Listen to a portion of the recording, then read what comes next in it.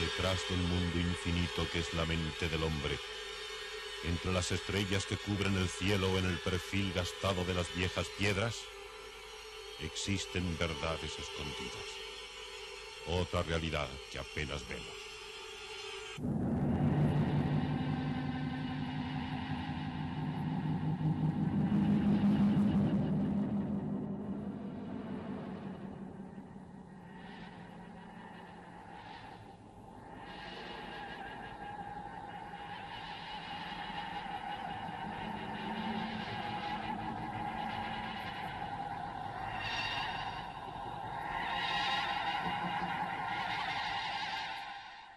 Buenas noches. Vamos a tratar hoy un tema verdaderamente interesante. En definitiva, lo que vamos a tratar de hacer va a ser revolucionar la historia del hombre. No sabemos prácticamente nada de nuestro pasado. Son una serie de conjeturas, una serie de supuestos, de teorías apoyadas en datos a veces inverosímiles, que sin embargo han tomado el aspecto, el valor de axioma. Hay pocas cosas que discutir porque hay pocos elementos de juicio para discutir. Por eso se admiten unos esquemas bastante simples. Se admite que hace unos 5.000 millones de años el mundo, el planeta, empezó a estar en condiciones suficientes para que se planteara la posibilidad de que existiera vida, que se creó después un orden que permitió esto, que aparecieran unas formas de vida más o menos rudimentarias, esos antiguos fósiles que encontramos hace unos 600 millones de años. Eso era en la era primaria o paleozoica. Después, en la era secundaria o mesozoica, ya hicieron aparición los grandes reptiles, los grandes saurios. Esos animales míticos, fabulosos, sin embargo bastante bien reconstruibles porque se han encontrado restos suficientes para poderlos identificar e imaginarnos su forma de vida, que ustedes han visto en enciclopedias, en películas, y que eran esos seres gigantescos que dominaron todo el globo en aquella época, hace unos 200 millones de años. Luego después, por unas circunstancias aún no claras, posiblemente no estén claras nunca, esos grandes saurios, esos animales gigantescos, desaparecieron. Progresivamente hicieron su aparición unos animales ya muy cercanos a los actuales, los precursores de nuestros elefantes, de nuestros rinocerontes, de nuestros caballos actuales. Eso en la era terciaria o cenozoica. No es hasta hace 1 millón de años, 2 a lo sumo, en que en la era cuaternaria hace su aparición el hombre.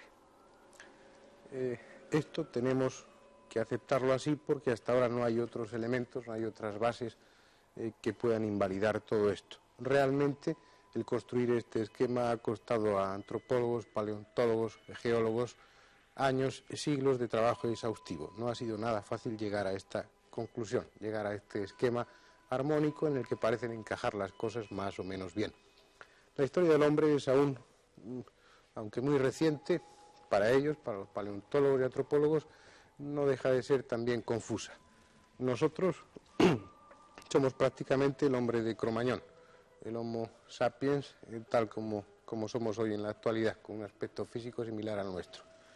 Tendríamos, según nos dice la antropología clásica, unos 30.000 años nada más de existencia. Antes del hombre de Cromañón estuvo el hombre de Neandertal, hasta hace unos 150.000 años a lo sumo. Hombre neandertal que ya no tenía aún la elegancia de formas, la elegancia en el andar, la arquitectura ósea que tenemos los hombres actuales. Era algo menos armónico, más tosco, menos evolucionado.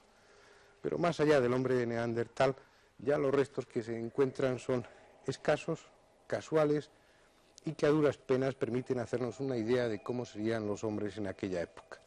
De los más destacados son el Sinanthropus o el Australopithecus, y se remontan a hace 450.000 años.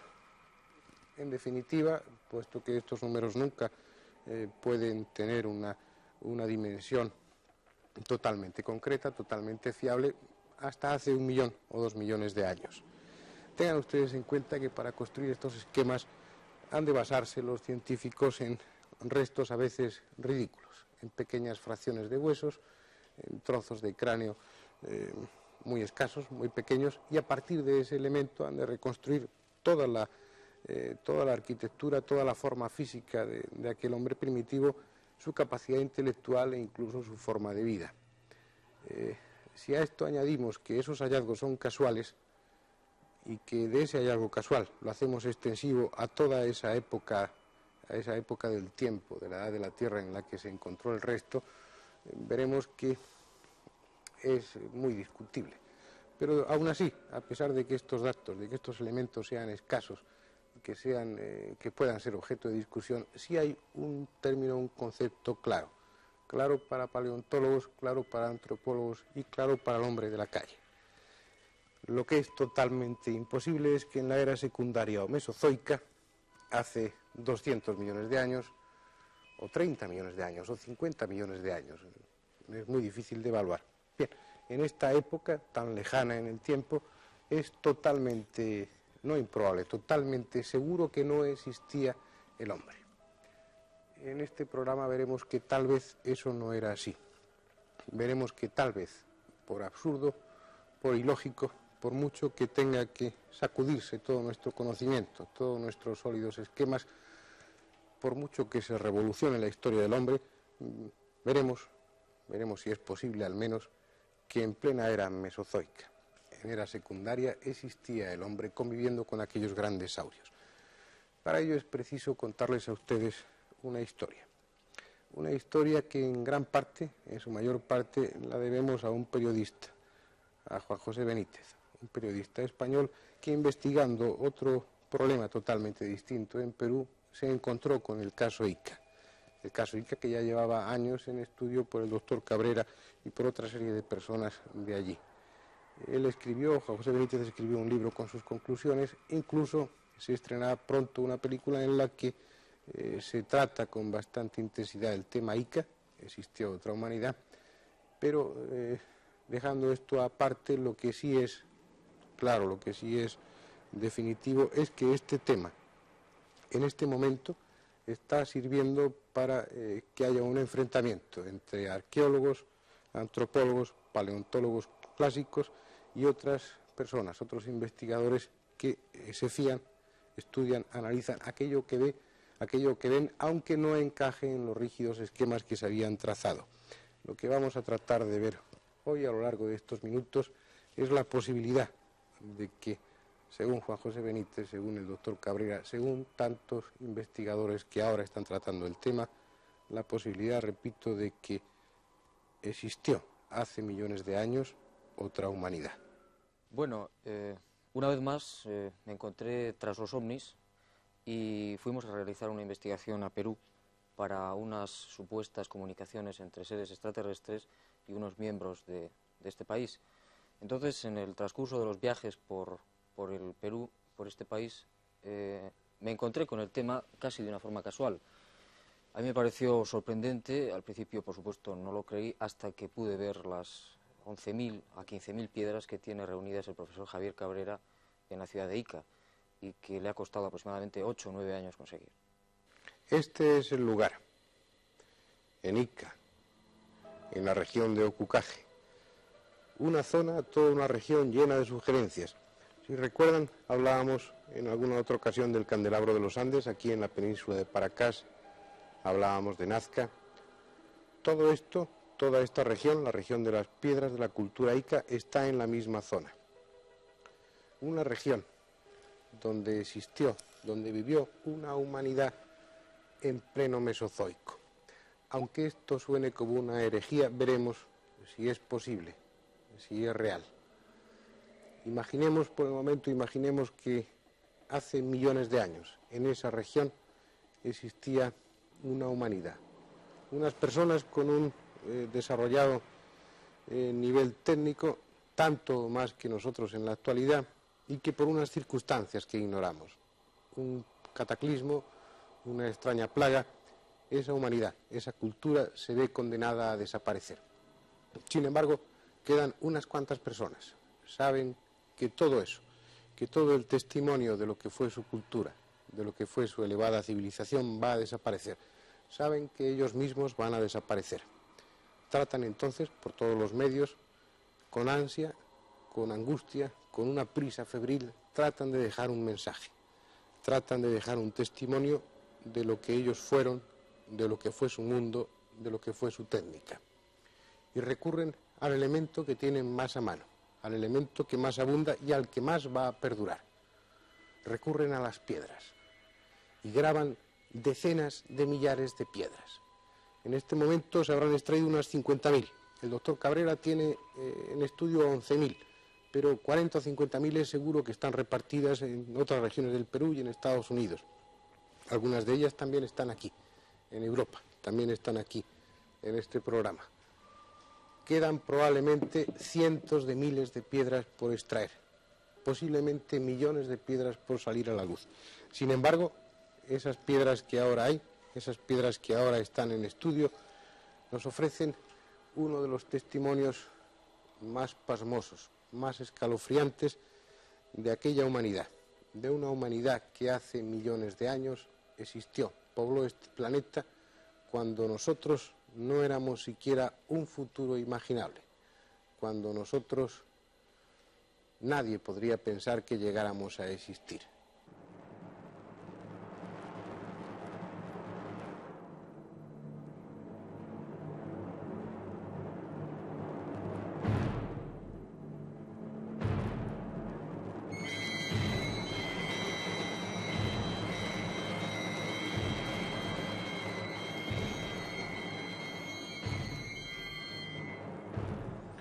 Una auténtica biblioteca en piedra, con las imágenes más brutales, más estremecedoras que pueda ofrecer la arqueología. Piedras que están relacionadas entre sí, no son fruto del azar. En series estudian detenidamente temas concretos, temas aislados. En esas piedras los hombres de Ica nos dejaron dicho no solo lo que hicieron, sino cuánto les rodeaba, todo lo que era su mundo. Nos dejaron dicho que convivían con el tiranosaurio, con el agnato, con el dinosaurio. Cazaban y domesticaban aquellos gigantescos reptiles. Reptiles que, según la paleontología clásica, existieron hace 200 millones de años, cuando aún el hombre no era siquiera un sueño. Hablaban de esos reptiles y hablaban de extraños animales como los canguros que aparentemente no habían existido nunca en América.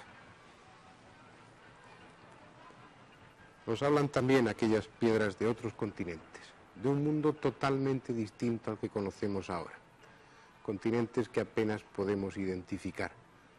Si acaso tendríamos que recurrir a conceptos como el de Lemuria, como el de la extraña tierra de Mu, como el de la Atlántida, continentes que, como las estrellas que plasmaron en las piedras, no recuerdan para nada las que ahora contemplamos en el firmamento. Nos hablaban de que volaban, de que podían volar en extraños pájaros mecánicos. ¿Quién sabe si realmente tenían esa forma o fue una simplificación, una abstracción al representarlos para que nosotros, los hombres que viniéramos después, pudiéramos saber, sin lugar a dudas, que ellos volaban empleando lo que parecían ser pájaros, pájaros mecánicos.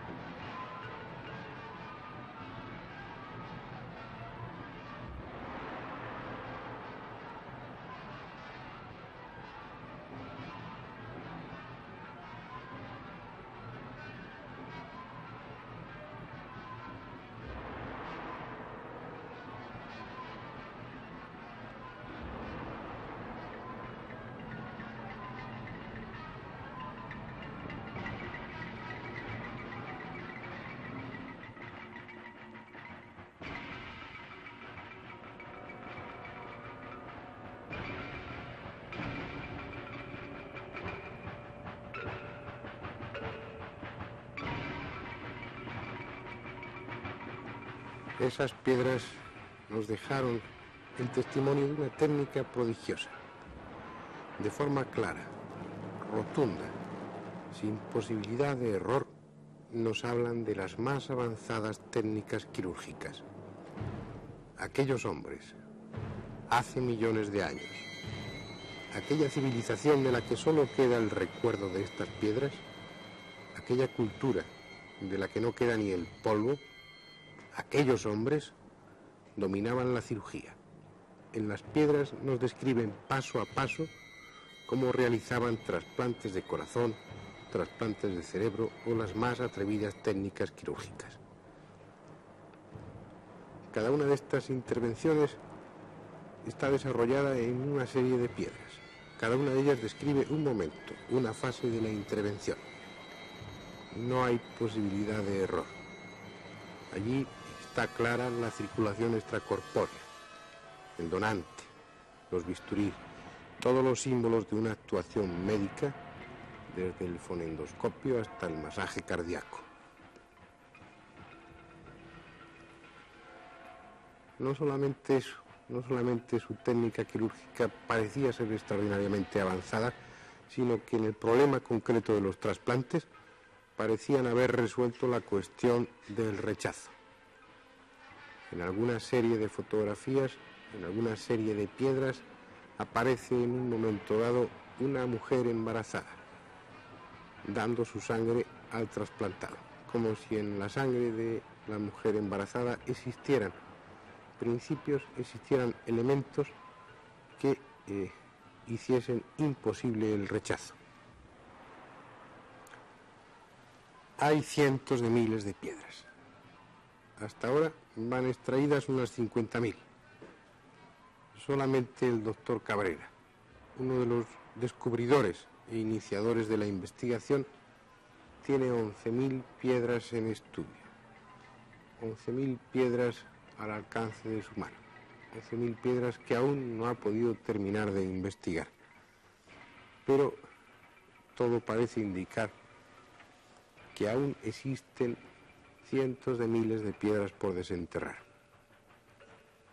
En cualquier caso, ¿es realmente posible que hace millones de años existieran hombres inteligentes y que en muchos aspectos estuvieran incluso más adelantados que nosotros?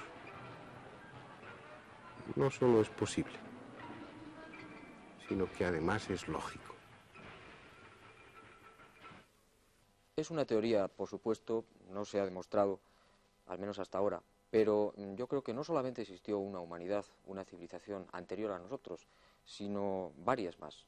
Yo estoy seguro que en esos miles de millones de años, 5.000 millones de años que tiene el planeta, han tenido que vivir sobre él muchos pueblos y muchas civilizaciones de las que no tenemos noticias, aunque buena parte de ese tiempo se haya transcurrido en formación, en pleno periodo de formación del planeta.